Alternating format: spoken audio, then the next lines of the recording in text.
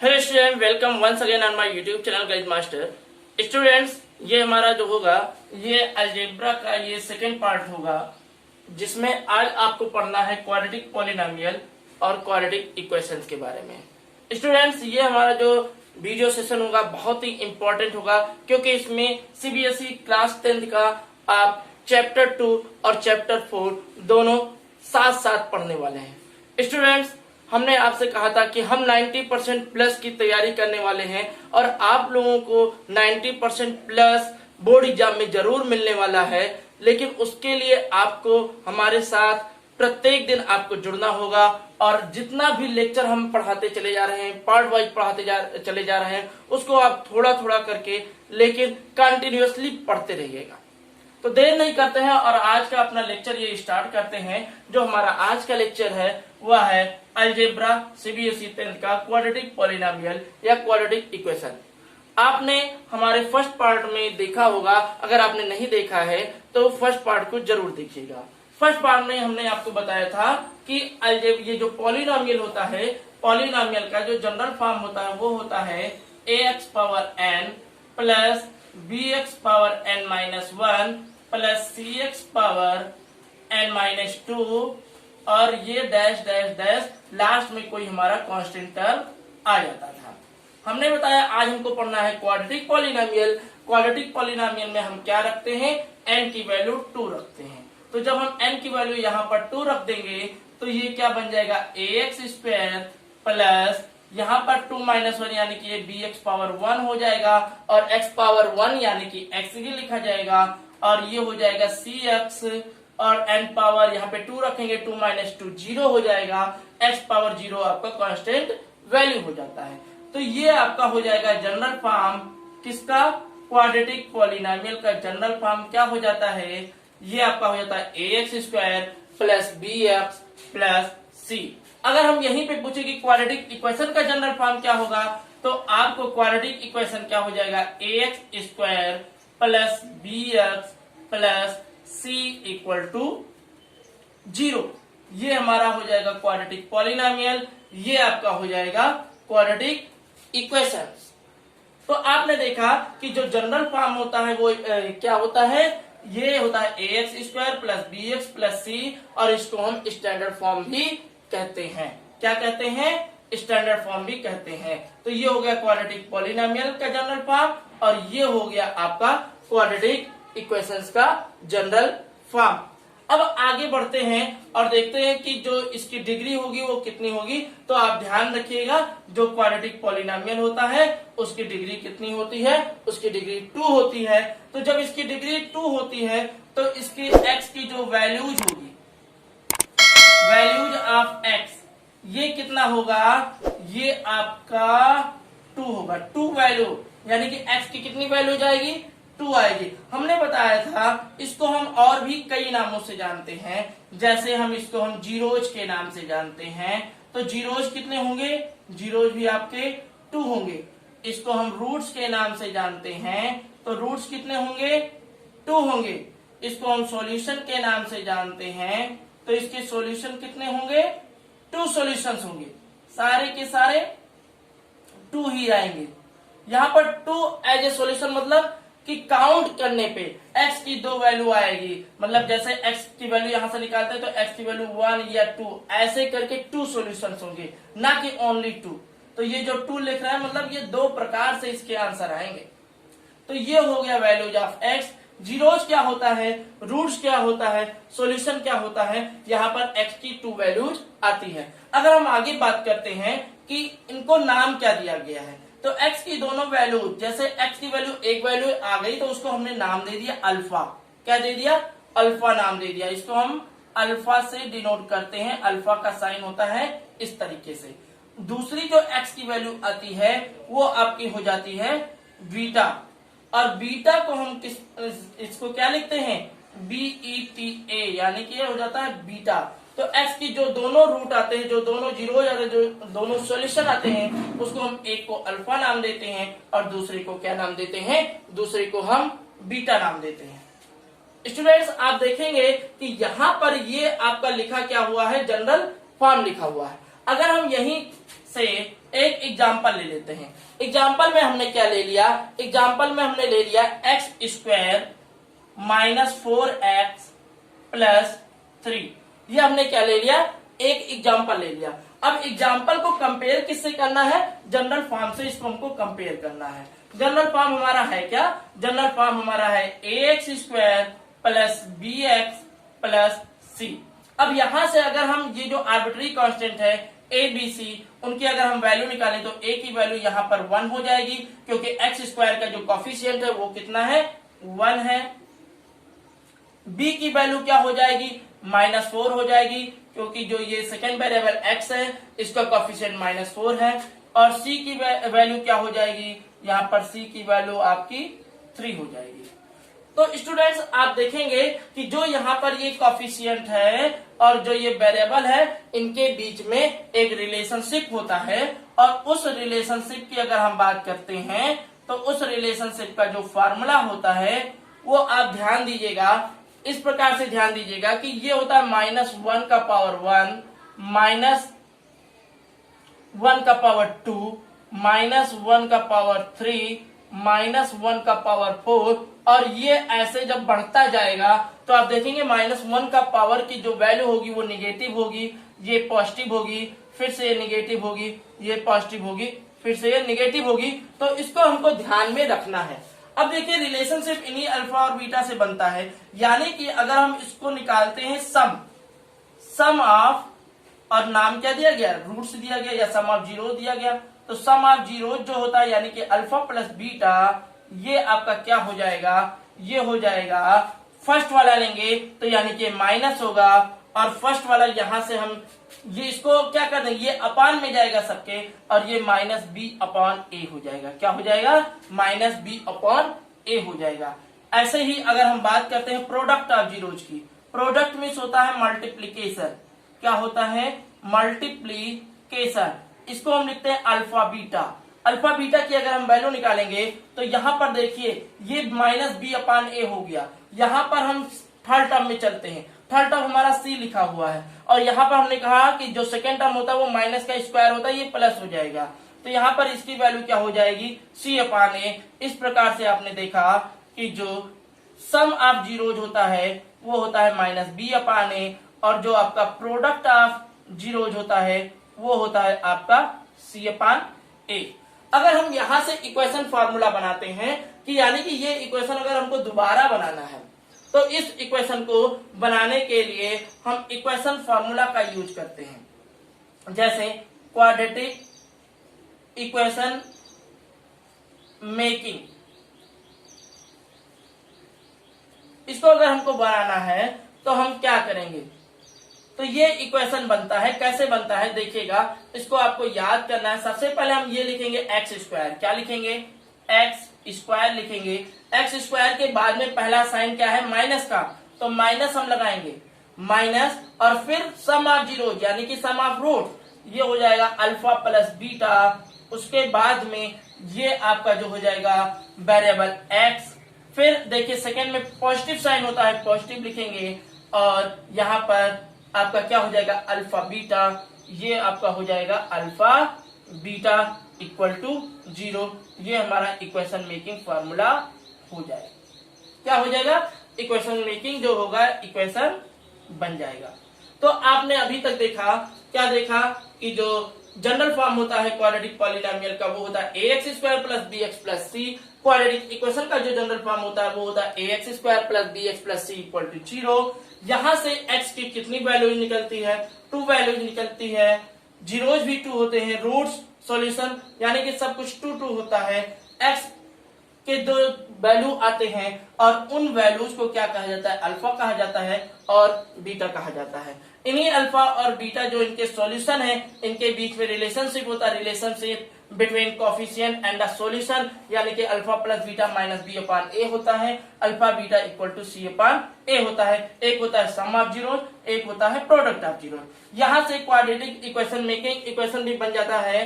क्या बनता है, क्वाड्रेटिक इक्वेशन को हम कैसे बनाएंगे, x square minus sum of product यानी कि अल्फा, सम ऑफ जीरो यानी कि alpha plus beta into x, फिर प्रोडक्ट ऑफ जीरो यानी कि alpha beta equal to zero.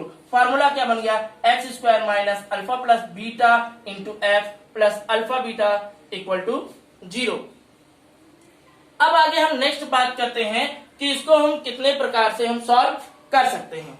तो इसको हम सॉल्व करने के तरीके पर ध्यान देते हैं कि इसको हम कितने प्रकार से सॉल्व कर सकते हैं। तो पहला हमने बताया था कि जो लीनियर इक्वेशन को अगर आप याद करिए तो हमने बताया था कि इसको हम ग्राफिकली भी सॉल्व कर सकते हैं। कैसे सॉल्व कर सकते हैं, ग्राफिकली भी इसको हम सॉल्व कर सकते हैं। तो देखिए अब हम इसको हम ग्राफिकली सॉल्व करने चल रहे हैं। तो फर्स्ट मेथड जो हमारा होता है वो क्या होता है, मेथड से अगर हम ध्यान करेंगे किसको निकालने के लिए, रूट को निकालने के लिए, रूट्स यानी कि अल्फा और बीटा को निकालने के लिए। अल्फा और बीटा निकालने के लिए हमारे पास कितने मेथड्स हैं, तो फर्स्ट मेथड्स की अगर हम बात करते हैं तो जो हमारा मेथड्स हो जाएगा वो हो जाएगा ग्राफिकली। इसको हम ज्योमेट्रिकली भी बोल सकते हैं। क्या बोल सकते हैं, ज्योमेट्रिकली।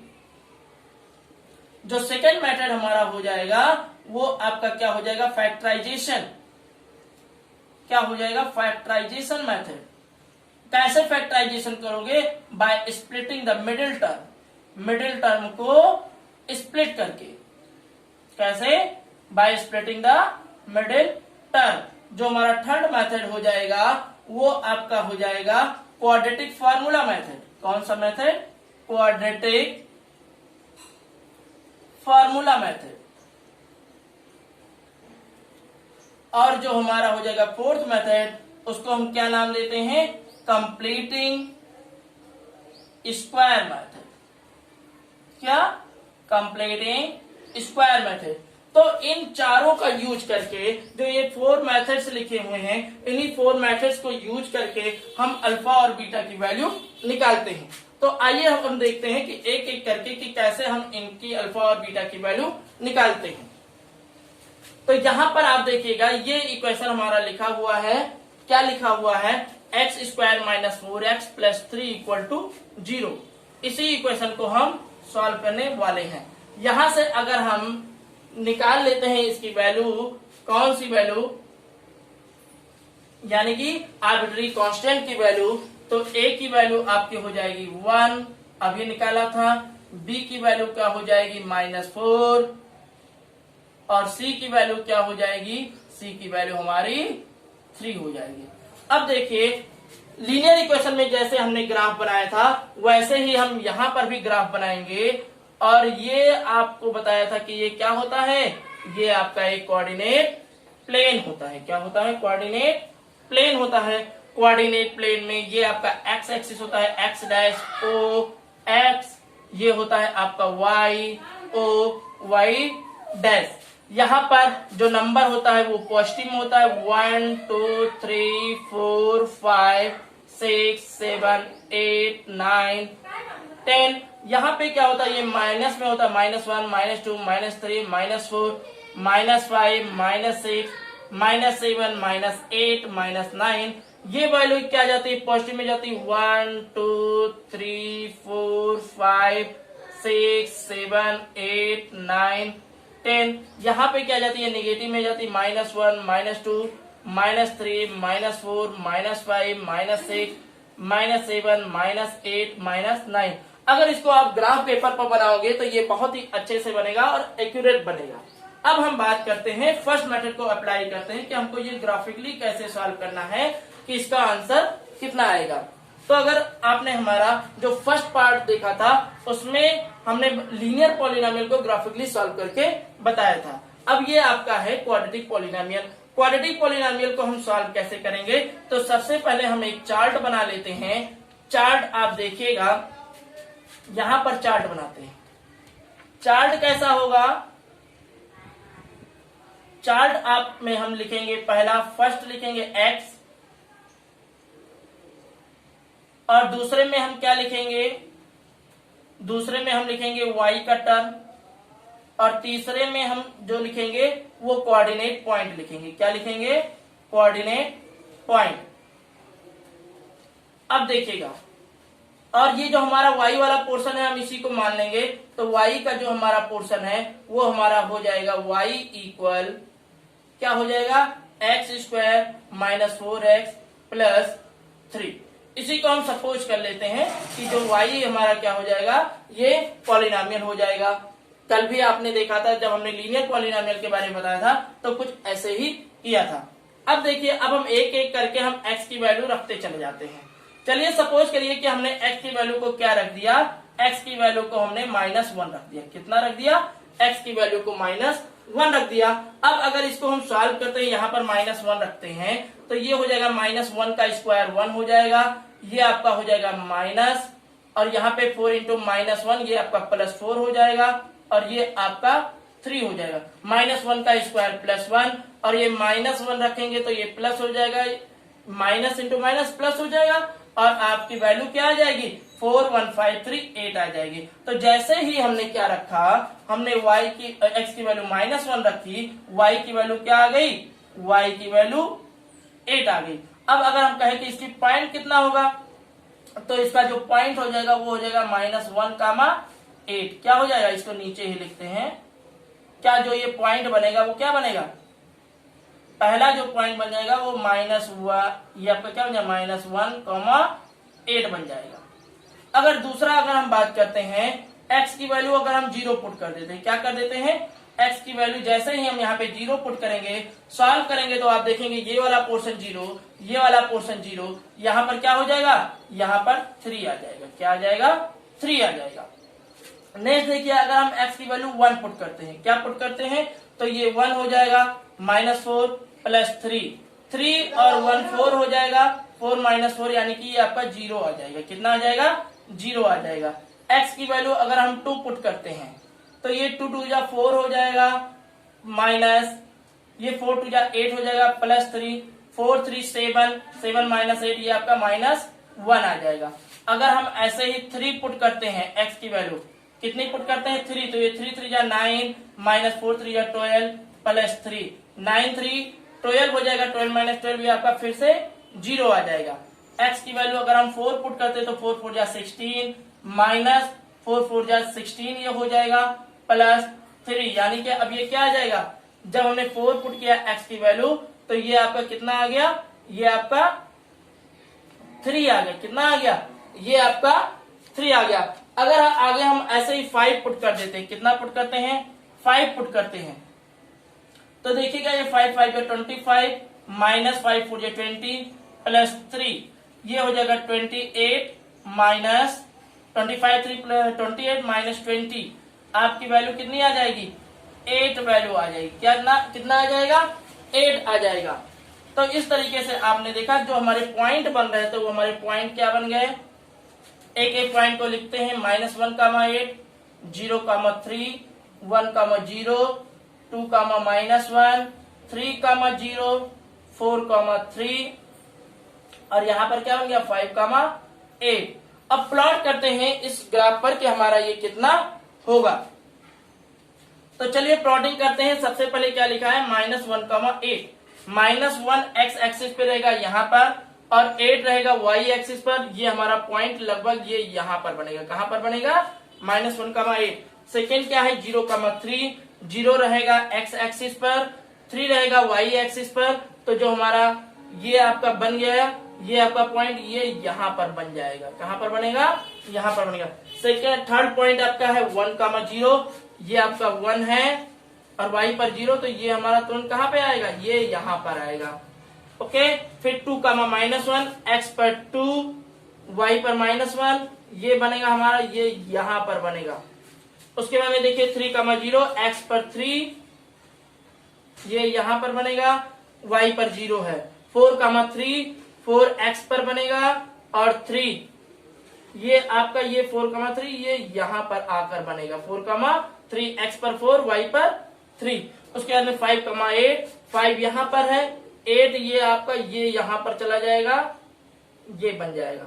ये प्लॉटिंग आपकी हो गई किसकी, ये प्लॉटिंग आपकी हो गई ये यहाँ पर क्वाड्रेटिक पॉलिनोमियल x² - 4x + 3 की। अब देखिए ग्राफ को हम बनाते हैं तो ग्राफ को बनाने के लिए हम एक फ्लो चार्ट में ऐसे बना देंगे। कैसे बना देंगे, ऐसे ही जैसे ये आ रहा है,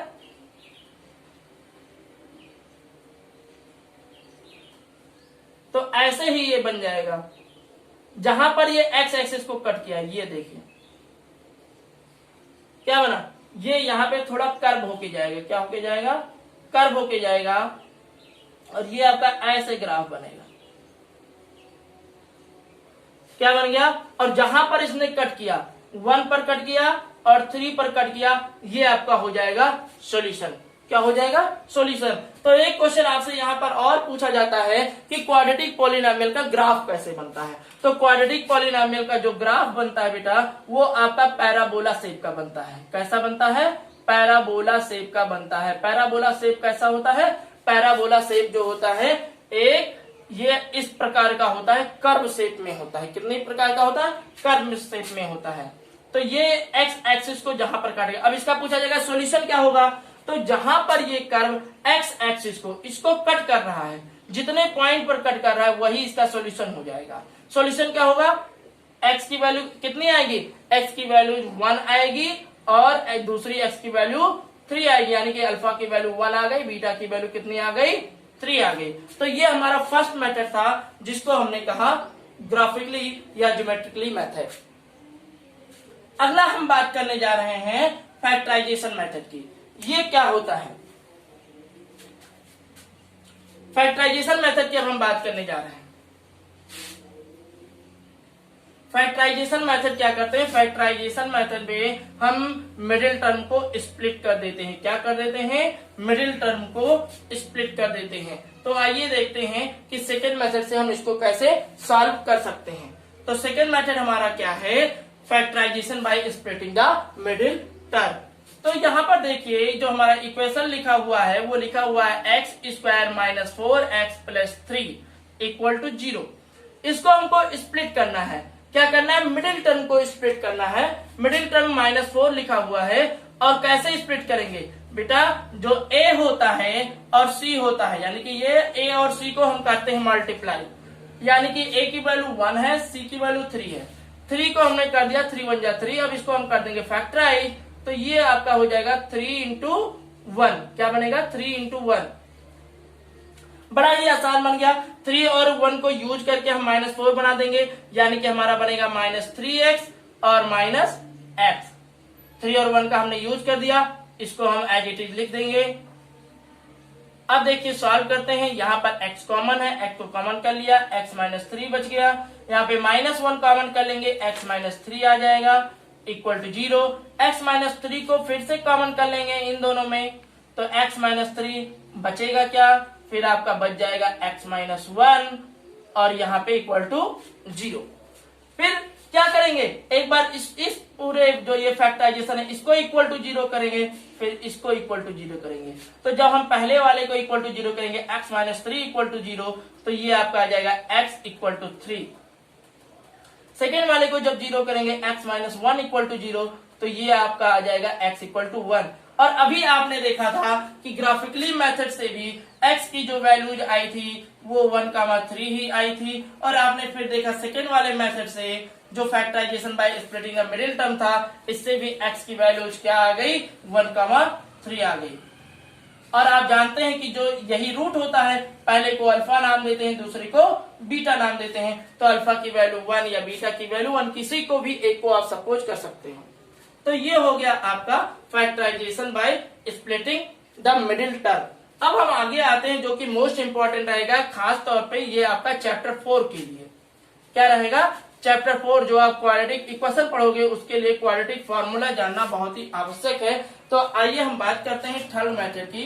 थर्ड मेथड हमारा क्या है? Quadratic formula method. Quadratic formula method को श्रीधराचार्य ने दिया था, तो इसका एक नाम और है जिसको हम बोल देते हैं श्रीधराचार्य रूल। क्या बोल देते हैं? श्रीधराचार्य रूल। ये पूरा का पूरा किस पर डिपेंड है? ये पूरा का पूरा इसी कोएफिशिएंट पर डिपेंड है।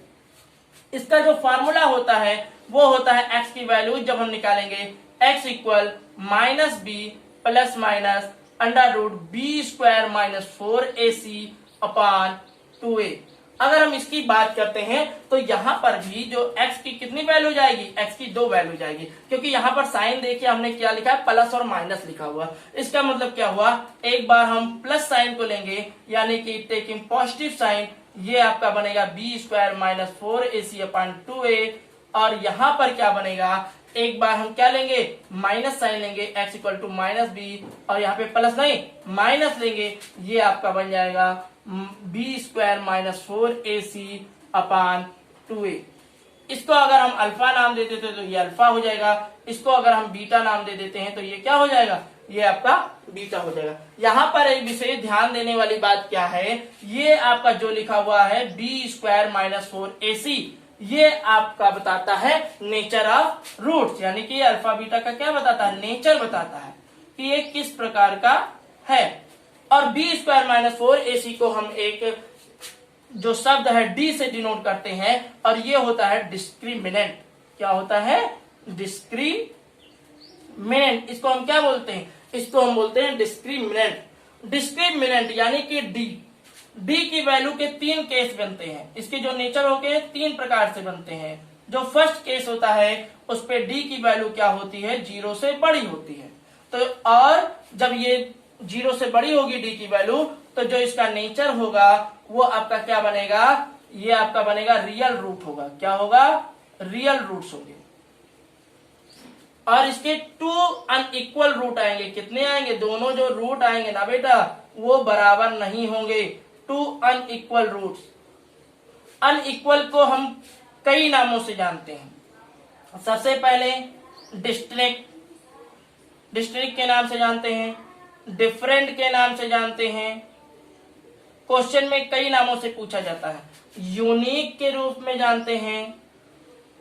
क्या होगा, यूनिक के रूप में जानते हैं। तो इसके जो रूट्स होते हैं वो रियल होते हैं। 2 अनइक्वल रूट्स होते हैं, या रूट्स को हम सॉल्यूशन भी बोल सकते हैं, जीरोज भी बोल सकते हैं, ये आप लोग जानते हैं पहले से ही।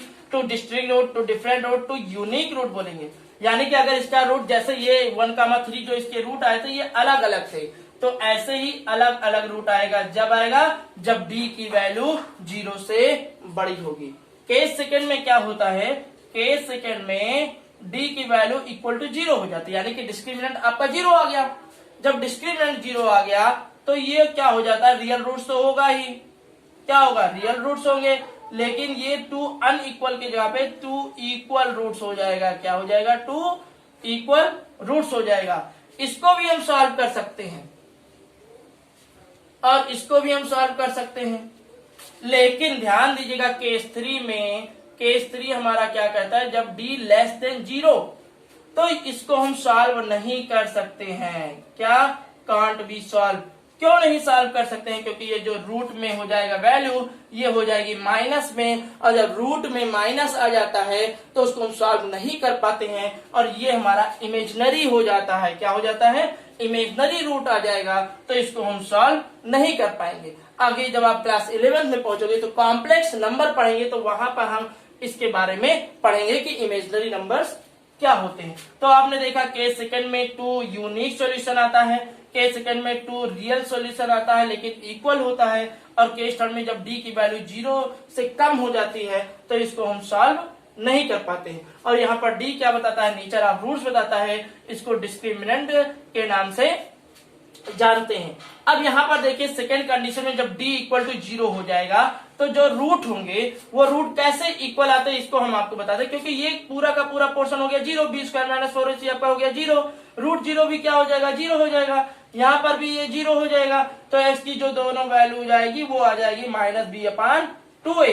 यहाँ से भी और यहाँ से भी ये क्या आ जाएगा, माइनस बी अपान 2a हो जाएगा। क्या हो जाएगा, माइनस बी अपान 2a। तो यही दोनों जो सोल्यूशन आएगा वो आपका सेम सोल्यूशन हो जाएगा। तो आइए अब हम इसी पे बात करते हैं और इस इक्वेशन को जो ये लिखा हुआ है इसको हम सॉल्व करते हैं और इसका देखते हैं कि हमारा आंसर कितना आने वाला है। तो देखिए ए बी सी की वैल्यू पहले ही ऊपर से लिखी हुई है, उसकी वैल्यू को हम पुट करते हैं। किसमें पुट करते हैं, या तो आप इस वैल्यू को पहले से निकाल लीजिए, डी की वैल्यू को पहले से निकालिए ताकि ये आसान हो जाए। तो जब हम डी की वैल्यू पहले से निकालेंगे बी स्क्वायर माइनस 4ac, यहाँ पर देखिए b की वैल्यू -4 लिखी हुई है, -4 का होल स्क्वायर माइनस 4, a की वैल्यू 1, c की वैल्यू आपकी 3 हो गई। इसको हम सॉल्व करते हैं, 4 4 16 माइनस 4 3 12 आ गया। d की वैल्यू कितनी, 4 आ गई। कितनी आ गई, 4 आ गई। अब हम इसमें हम पुट कर देते हैं जो हमारा फॉर्मूला बना x equal to minus B, पहले पॉजिटिव साइन लेंगे plus under root D upon 2a। तो यहां पर इसको जब सॉल्व करेंगे तो ये माइनस बी की वैल्यू आपकी कितनी है, -4 है, प्लस अंडर रूट डी यानी कि डी की वैल्यू 4 निकाल चुके हो अपॉन 2। इसको सॉल्व करेंगे -4 प्लस 2 अपॉन 2 क्या हो जाएगा आपके। लेकिन यहाँ पर ध्यान देखिए माइनस बी लिखा हुआ है और माइनस बी की वैल्यू क्या है, -4 है, तो ये बाहर वाला तो माइनस हमको लिखना ही होगा। कितना होगा, तो ये -4 और ये माइनस माइनस मल्टीप्लाई करके ये क्या हो जाएगा, +4 हो जाएगा। इसको जब सॉल्व करेंगे 4 2 6/2 यानी कि 3 आ गया। आपने पहले भी देखा था कि क्या आ रहा था, इस मेथड में भी 3 आ रहा था, यहाँ पर भी 3 आ रहा था, तो एक रूट जो आ गया यहाँ पर भी 3 आ गया। सॉल्व किए तो सेकेंड देखते हैं x equal to minus B, अब की बार माइनस लेंगे root D upon 2a। Solve करेंगे तो ये माइनस बी यानी कि माइनस इंटू बी की वैल्यू कितनी है, -4 माइनस रूट डी की वैल्यू कितनी आई थी, 2 आ गई थी, अपॉन ये क्या हो जाएगा, 2 हो जाएगा। सॉल्व करेंगे 4 - 2 अपॉन 2 यानी कि 2 अपॉन 2 और 2 अपॉन 2 की वैल्यू क्या आ गई, 1 आ गई। इस प्रकार से आपने देखा कि जो क्वाड्रेटिक फॉर्मूला मेथड था उससे भी आपका जो ये सॉल्यूशन आ गया वो, इसको भी हम 1,3 लिख सकते हैं, क्या आ गया, सेम आ गया। तो श्रीधराचार्य रूल जो था उसके द्वारा भी आपका सॉल्यूशन आ गया। अब आगे हम चलते हैं फोर्थ मेथड पर जो कि मोस्ट ही इंपॉर्टेंट रहेगा। और ये जो मेथड है ये आप जब क्वाड्रेटिक इक्वेशन पढ़ोगे चैप्टर 4 तो वहां पर ये आपसे बहुत ही अच्छे तरीके से पूछा जाएगा। और जो ये क्वेश्चन होता है ये लगभग 4 नंबर का आता है, लॉन्ग आंसर टाइप क्वेश्चन में ये आता है। तो चलिए सबसे पहले हम इसमें बता देते हैं कि आप जानते होंगे कि जो x प्लस वाई यानी कि a प्लस बी का होल स्क्वायर वाला फॉर्मूला होता है वो होता है x² plus 2xy plus y²। और जो x माइनस वाई का होल स्क्वायर का फॉर्मूला होता है वो होता है x² माइनस 2xy और ये प्लस y²। तो इसी को देखते हुए हम इसको बनाएंगे। तो ध्यान से देखिएगा क्या लिखा हुआ है, इक्वेशन हमारा लिखा हुआ है x² माइनस, अब देखिए ये वाला माइनस है तो इसको हम इसके जैसे बना रहे हैं 2 वाला टर्म बन गया। और x की जगह पे देखिए ये लिखा हुआ a² है ना, कि ये लिखा हुआ है x हो गया आपका। y वाला टर्म जो बन रहा है आपका 2 × 2 ऐसे तो बन रहा है, ये +3 है, इसको हमने राइट हैंड साइड में ले गया, ये -3 हो गया। ओके, अब देखिए यहां से ध्यान से देखिए, अगर हम इसको हम a मान लेते हैं इसी फॉर्मूले से, अगर देखिए इसको हम x मान लेते हैं -2x, इसको हम y मान लेते हैं, तो यहां पर देखिए एक y² टर्म होना चाहिए कि नहीं होना चाहिए, तो वही करते हैं, एक y² टर्म को हम जोड़ देते हैं। तो x² माइनस 2x 2 और ये जो 2 है ना ये y है, इसी को हमने इसको क्या कर दिया, ऐड कर दिया, तो ये 2² ऐड कर दिया। अब अगर हमने लेफ्ट हैंड साइड में 2² को ऐड किया तो राइट हैंड साइड में भी 2² को ऐड करना पड़ेगा। जो हमने इसको ऐड कर दिया तो देखिए सॉल्व करते हैं, ये आपका हो गया x - 2 का होल स्क्वायर, यही तो बना हुआ है a² minus 2ab minus b² यानी कि x - 2 का होल स्क्वायर। और यहाँ पर ये आपका हो जाएगा -3 प्लस 4। सॉल्व करते हैं x - 2 का होल स्क्वायर इक्वल टू 4 - 3 1 आ गया।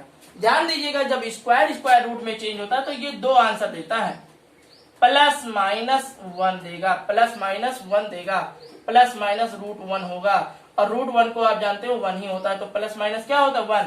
कैसे, अगर आप -1 का स्क्वायर करोगे तब भी 1 आएगा और 1 का स्क्वायर करोगे तब भी 1 आएगा। इसलिए जब स्क्वायर रूट में चेंज होता है तो किस में देता है आंसर, प्लस और माइनस में देता है। आगे हम इसको हम बात करते हैं x - 2 इक्वल टू हो गया +-1। तो सबसे पहले पॉजिटिव साइन जब लेंगे तो ये क्या हो जाएगा, x - 2 इक्वल टू 1 और यहां से x इक्वल टू 1 + 2 यानी कि फिर से क्या आ गया, x की वैल्यू 3 आ गई। और यहां से आपने देखा जब नेगेटिव साइन लेंगे तो ये क्या हो जाएगा, x - 2 equal to -1, x equal to -1 + 2 और ये आपका हो गया x इक्वल टू 1।